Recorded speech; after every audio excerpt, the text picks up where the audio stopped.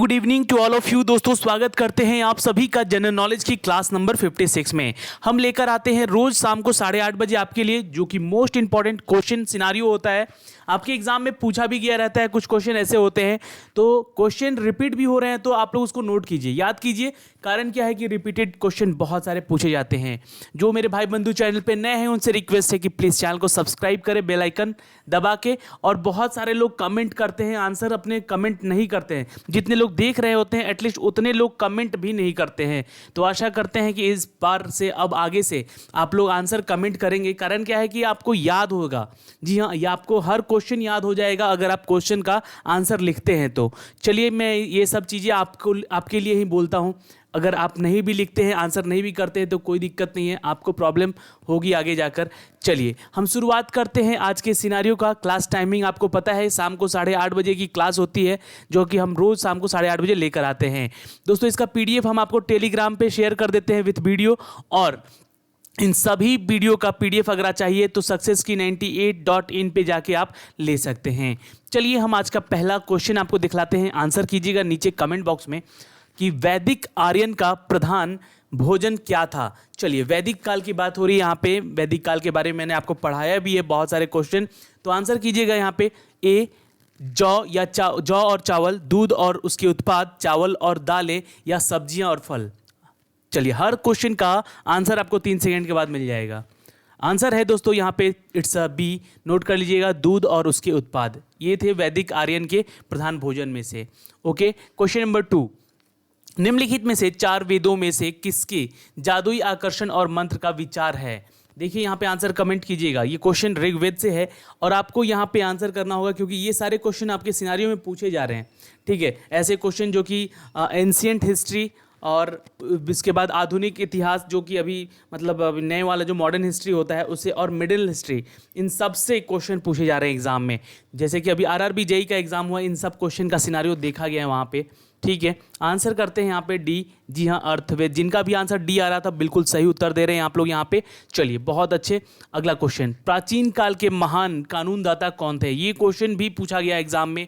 The great law giver of the ancient time was. तो answer कीजिएगा ए, it's a Manu. Note कर लीजिएगा, answer है ए, इट्स अ मनु। अगला क्वेश्चन देखते हैं दोस्तों, भारत के राष्ट्र प्रतीक में सत्यमेव जयते शब्द को निम्नलिखित में से किसने अपनाया था। चलिए, आंसर कीजिएगा। बहुत इंपॉर्टेंट क्वेश्चन है यहाँ पे, और ये क्वेश्चन है दोस्तों, ये कौन से उपनिषद से अपनाया गया है सत्यमेव जयते वर्ड जो है ये। तो आंसर है यहाँ पे इट्स अ ए, मुंडका उपनिषद। जिसके भी उत्तर ए आए हैं वो बिल्कुल सही है। ये क्वेश्चन मैंने पहले भी पूछा है आप लोगों से, आंसर बिल्कुल सही है ए इसका। अगला क्वेश्चन देखते हैं, निम्नलिखित में से क्या हंटर आयोग के सिफारिश की थी।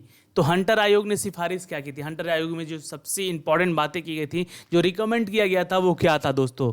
आंसर कीजिएगा, इट्स अ ए, महिलाओं की शिक्षा के बारे में। ओके, जिनका भी उत्तर 5 का ए है वो बिल्कुल सही है। देखिए, आप लोग सारे क्वेश्चन के आंसर टिक तो कर रहे हैं, अपने पास भी लिखिए सारे क्वेश्चन आंसर, और इसका PDF जरूर डाउनलोड करके पढ़ा करें एक बार, ताकि ये क्वेश्चन आपको याद हो सके हमेशा के लिए। ओके, चलिए आंसर देखिए इसका 6 का कीजिएगा, निम्नलिखित में से कौन सा एक महिला अलवर संत थी।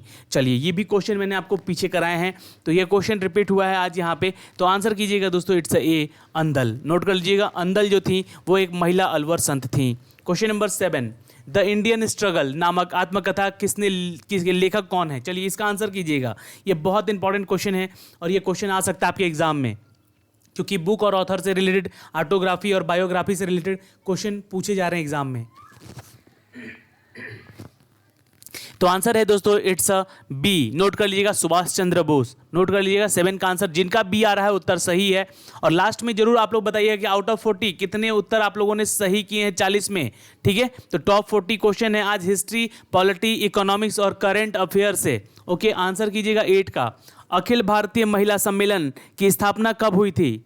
अखिल भारतीय महिला सम्मेलन की स्थापना हुई थी दोस्तों, इट्स अ डी, 1927 में। तो जिनका उत्तर यहाँ पे डी आ रहा है वो बिल्कुल सही उत्तर दे रहे हैं यहाँ पे। क्वेश्चन नंबर 9 का आंसर कीजिए अब।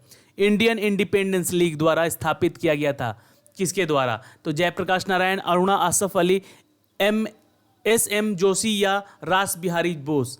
चलिए, जिनके उत्तर यहाँ पे आ रहे हैं, जी हाँ बिल्कुल सही, जिनके उत्तर यहाँ डी आ रहे हैं वो सही है। रास बिहारी बोस ने किया था इंडियन इंडिपेंडेंस लीग का स्थापना। क्वेश्चन नंबर 10 का आंसर कीजिएगा। ये क्वेश्चन बहुत बार पूछा गया है आपसे और एग्जाम में भी, और यहाँ भी मैंने बताए हैं दीन इलाही के बारे में। दीन इलाही नामक राष्ट्रीय धर्म का प्रचार किसके द्वारा किया गया था? तो आंसर होगा दोस्तों इट्स ए अकबर के द्वारा। चलिए अब आते हैं पॉलिटी की तरफ। कुछ क्वेश्चन है यहाँ पे हमारे पास जो कि आपके लिए लेकर आए हैं कि राज्यपाल के वेतन और भत्ते का शुल्क कहाँ से लिया जाता है। ये क्वेश्चन पूछा गया है आपके एसएससी सीजीएल 2016 के पेपर में। राज्यपाल के वेतन और उसके भत्ते का शुल्क कहाँ से लिया जाता है? तो आंसर कीजिएगा इट्स अ बी, राज्य के समेकित कोष से। ओके, क्वेश्चन नंबर 12 का आंसर कीजिएगा। क्या कोई व्यक्ति एक से अधिक राज्यों के राज्यपाल के रूप में कार्य कर सकता है? क्या कोई व्यक्ति एक से अधिक राज्यों के राज्यपाल के रूप में? तो जी हाँ, बिल्कुल सही उत्तर है यहाँ पे हाँ होगा, जिसका भी उत्तर ए आया है। जी हाँ, ये राज्यपाल 2 राज्यों का राज्यपाल हो सकता है। क्वेश्चन नंबर 13, न्यायपालिका को संविधान का संरक्षक कौन बनाता है? आंसर कीजिएगा, बहुत इंपॉर्टेंट क्वेश्चन है ये, और इसका आंसर मुझे लगता है कि सभी लोग सही दे रहे हैं। 13 का आंसर क्या होगा दोस्तों? और जो लोग बीच बीच में यहाँ पे कम वीडियो छोड़ के जा रहे हैं उनके लिए लॉस हो सकता है दोस्तों, क्योंकि ये सारे क्वेश्चन सिनारियो ये आपको बहुत इंपॉर्टेंट है, आए हुए हैं एग्जाम में और ऐसे क्वेश्चन पूछे जाएंगे एग्जाम में। आंसर होगा दोस्तों इट्स डी, ज्यूरिडिकल रिव्यू यानी कि न्याय समीक्षा। अगला क्वेश्चन देखिए, भारत के सुप्रीम कोर्ट में, जी हाँ, सुप्रीम कोर्ट में मुख्य न्यायाधीश समेत न्यायाधीशों की संख्या कितनी है? भारत के सुप्रीम कोर्ट में मुख्य न्यायाधीशों के समेत, देखिए ये क्वेश्चन पुराना है इसलिए क्वेश्चन लिया गया है आपके एग्जाम से, ठीक है। अगर यहाँ डेटा कुछ गलत होता है तो आप लोग नीचे सुधार जरूर कीजिएगा। वैसे मैंने देखा है यहाँ पे, आपको बता दूं कि अगर आप लोगों ने यहाँ उत्तर किया तो जिनका भी उत्तर यहाँ पे डी है वो सही उत्तर कर रहे हैं। डी है आंसर 31, जी ना, लेटेस्ट है ये। अगला क्वेश्चन देखते हैं, क्वेश्चन नंबर 15, निम्नलिखित में से किस आधार पर सुप्रीम कोर्ट के एक न्यायाधीश को महाभियोग किया जा सकता है? तो आंसर कीजिएगा दोस्तों इट्स अ डी, 2 और 3 केवल, यानी कि 2 यानी कि प्रमाणित दुर्व्यवहार और 3 यानी कि न्यायाधीश के रूप में कार्य करने की क्षमता में। जी हाँ, ये आंसर होगा आपका डी, 2 और 3 यहाँ पे सही हैं। चलिए क्वेश्चन इंपॉर्टेंट है दोस्तों, ये क्वेश्चन था कि किस आधार पर सुप्रीम कोर्ट के न्यायाधीश को महाभियोग किया जा सकता है। चलिए आंसर होगा डी यहाँ पे 2 और 3 के चलते। अगला क्वेश्चन है 16, त्रिस्तरीय पंचायती राज व्यवस्था, पंचायत क्या है? चलिए ये what are the panchayat in the 3 tier Panchayati Raj system. नीचे कमेंट कीजिएगा अपने आंसर, जिनका भी उत्तर यहाँ पे आ रहा है इट्स अ डी, बिल्कुल सही है, सभी होंगे, ग्राम पंचायत, जनपद और जिला परिषद। जी हाँ, नोट कर लीजिएगा, D is the right answer, all of the above. Question number 17 का आंसर कीजिएगा, बहुत इंपॉर्टेंट क्वेश्चन है ये कि जीवीके राव समिति का गठन कब किया गया था पंचायत राज पर? आंसर कीजिएगा जल्दी फटाफट, मैं आंसर की वेट कर रहा हूं यहाँ पे आपके लिए। देखिए 1980, 1982, 1981 या 1985 में, नीचे कमेंट करते रहिएगा आंसर अपने। आंसर है दोस्तों इट्स अ डी, 1985 में किया गया था जीवीके राव समिति का गठन। नोट कर लीजिएगा, इंपॉर्टेंट है क्वेश्चन।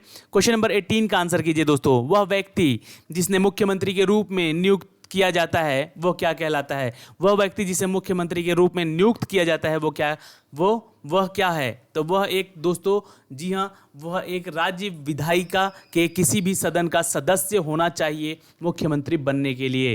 क्वेश्चन नंबर 19, निम्नलिखित में से किसे राज्य मंत्री परिषद का प्रमुख माना जाता है? चलिए आंसर कीजिएगा, बहुत महत्वपूर्ण प्रश्न है, ये आ सकता है आपके एग्जाम में। निम्नलिखित में से किसे राज्य मंत्री परिषद का प्रमुख माना जाता है? तो आंसर कीजिएगा दोस्तों इट्स अ ए, नोट कर लीजिए इट्स अ ए यानी कि मुख्यमंत्री।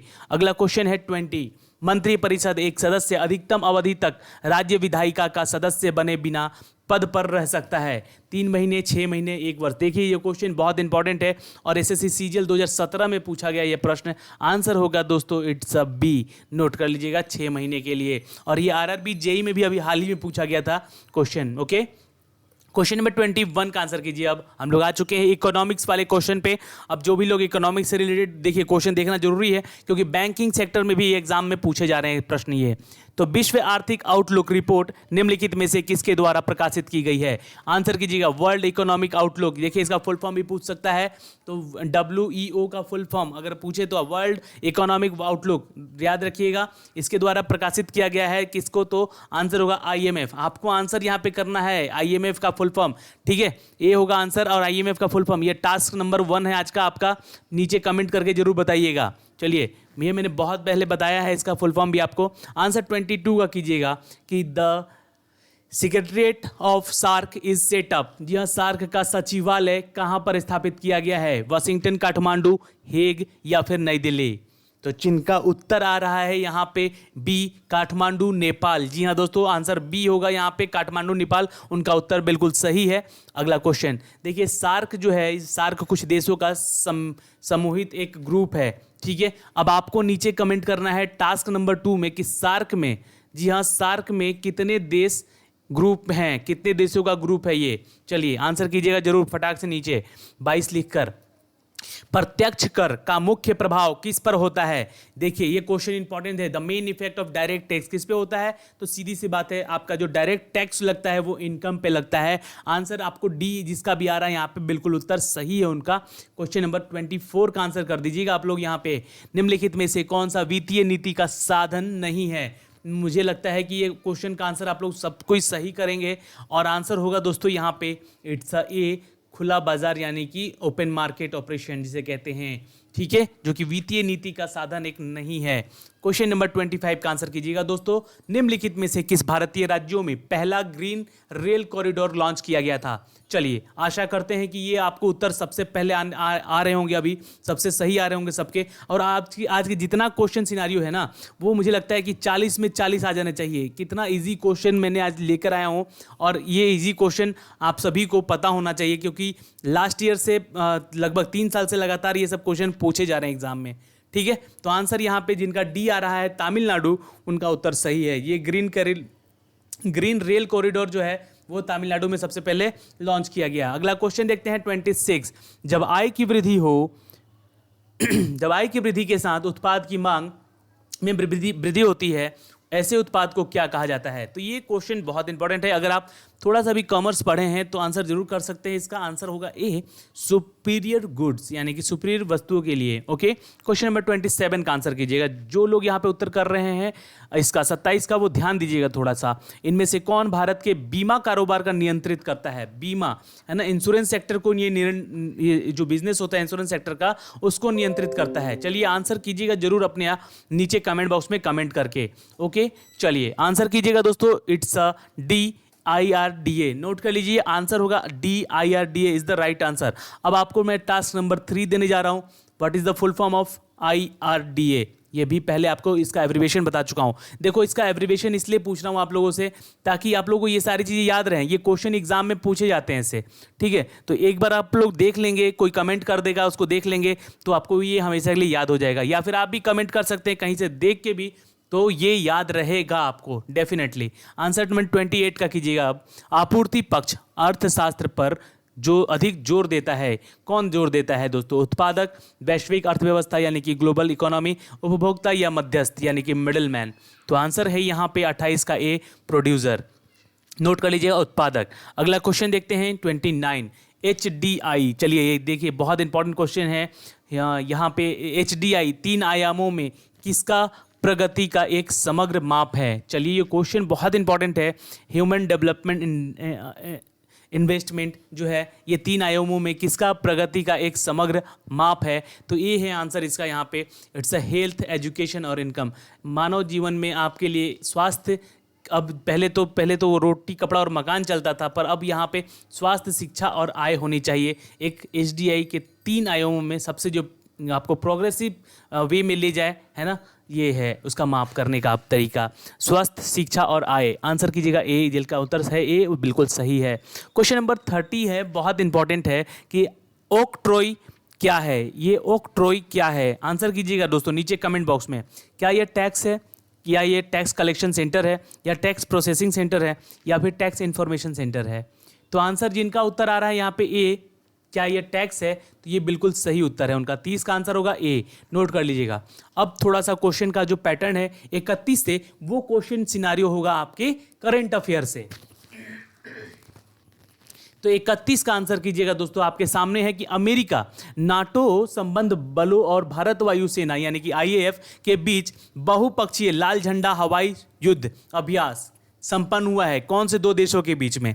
फ्रांस और पेरिस के बीच में, अलास्का और US के बीच में, चेन्नई इंडिया ओके माफ़ कीजिएगा, ये किसके अमेरिका और किसके बीच में युद्ध हुआ, ये अभ्यास पूछा गया है, सॉरी माफ़ कीजिएगा। पेरिस फ्रांस मैंने बोल दिया, पेरिस और नहीं है, पेरिस जो है इसकी कैपिटल सिटी है फ्रांस की।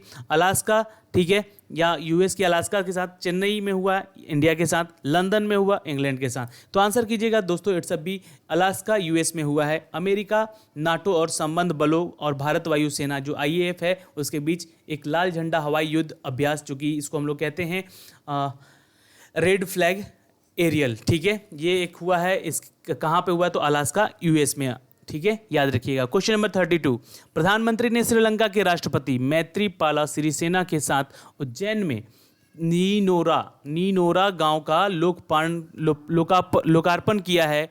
तो वो आंसर कीजिएगा किस जगह पे? तो ये आंसर आपका नीचे कहा गया है, महस्त घोषणा, मिथस्त घोषणा, समस्त घोषणा या हिमस्त घोषणा। नीचे कमेंट कीजिएगा अपने आंसर को कि प्रधानमंत्री the prime minister along with the Sri Lanka president Maithripala Sirisena have released at Ninora village in Ujjain. Answer है यहाँ पे दोस्तों इट्स ए, नोट कर लीजिएगा, इट्स अ महस्त घोषणा, ठीक है, एलियस था डिक्लेरेशन। आंसर ए होगा यहाँ पे, नोट कर लीजिएगा, यहाँ पे आंसर नहीं दे पाया हूँ, आंसर होगा ए, महस्त घोषणा, ठीक है, अहमस्त घोषणा, ये हो गया यहाँ पे, ठीक है। अगला क्वेश्चन देखिएगा 33 का आंसर कीजिएगा। फातिमा समौरा को फीफा परिषद में के सचिव का नाम खाली जगह के रूप में रखा गया है, किसके? पहले, दूसरे, तीसरे या पांचवे? चलिए तो यहाँ पे उत्तर कीजिएगा दोस्तों। 33 का आंसर जिनका उत्तर आ रहा है ए, फर्स्ट, उनका उत्तर सही है। जी हाँ, फातिमा समौरा का फीफा परिषद के महासचिव का नाम पहले स्थान पे रूप में रखा गया है। क्वेश्चन नंबर 34 का आंसर कीजिएगा दोस्तों। Which has sworn in the 31st chief justice of Rajasthan. जी हाँ, राजस्थान के 31वें मुख्य न्यायाधीश के शपथ लिए, उनका नाम बताना है। तो जस्टिस प्रवीण सिन्हा, नवीन सिन्हा, नवीन गुप्ता या नवीन सिन्हा? तो जिनका उत्तर आ रहा है यहाँ पे D, Navin Sinha is the right answer. जी हाँ, इन्होंने 31वें मुख्य न्यायाधीश के रूप में शपथ लिया है।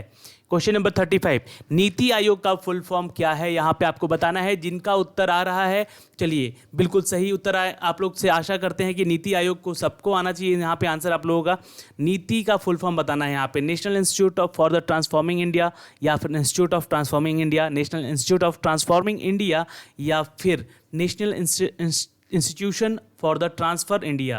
तो आंसर ए होगा यहाँ पे, जिसका उत्तर ए है उनका बिल्कुल सही है, national institution for the transforming India. चलिए अगला आंसर कीजिएगा 36 का यहाँ पे। इसके अलावा अनिल कुंबले पूर्व भारतीय खिलाड़ी ने आईसीसी क्रिकेट समिति के सदस्य का नाम भी रखा गया था। चलिए तो इनके अलावा यानी कि अनिल कुंबले के अलावा वो कौन से ऐसे खिलाड़ी हैं जिनका आईसीसी ने क्रिकेट समिति के सदस्यों में नाम रखा था? चलिए आंसर जिनका उत्तर आ रहा है दोस्तों इट्स सी, राहुल द्रविड़, वो बिल्कुल सही उत्तर है उनका। ओके, चलिए क्वेश्चन नंबर 37, संयुक्त राज्य अमेरिका ने खाली जगह में भूमि आधारित मिसाइल रक्षा स्टेशन को सक्रिय किया है। तो कैलिफोर्निया यूएसए, अलास्का यूएसए या डेवेसिल्यू रोमानिया या फिर ब्लचेस्ट रोमानिया? तो आंसर कीजिएगा। जिनका उत्तर आ रहा है यहाँ पे 37 का सी, यानी कि देवेसिल्यू रोमानिया, उनका उत्तर बिल्कुल सही है। जी हाँ दोस्तों, अगला क्वेश्चन देखते हैं 38। ये करेंट अफेयर के सारे क्वेश्चन हैं, जितने भी उत्तर हैं यहाँ पे 31 से लेकर 40 तक क्वेश्चन है। यहाँ पे सारे के सारे करंट से क्वेश्चन हैं, 2019 के हैं।